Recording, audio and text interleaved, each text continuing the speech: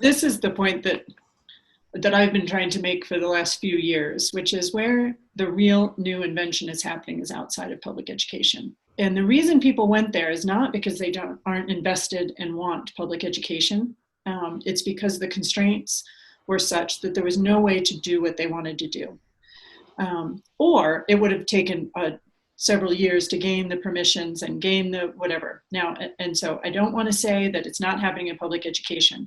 You've had some of the greats on this podcast who have had created opportunity to create the freedom to invent wholly different systems inside of the public education system. But it's hard. So where we are watching stuff happen much more at lightning speed right now is in the homeschooling space. Not even in private institutions, right? Private schools are as stuck in the current paradigm as any other school.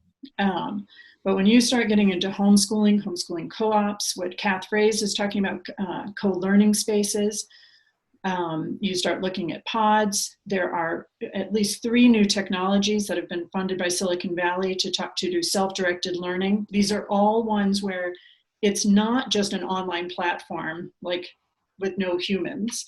You actually have an advisor. There's a community of learners that care about your interests. They're connecting you to learning experiences that are relevant to you.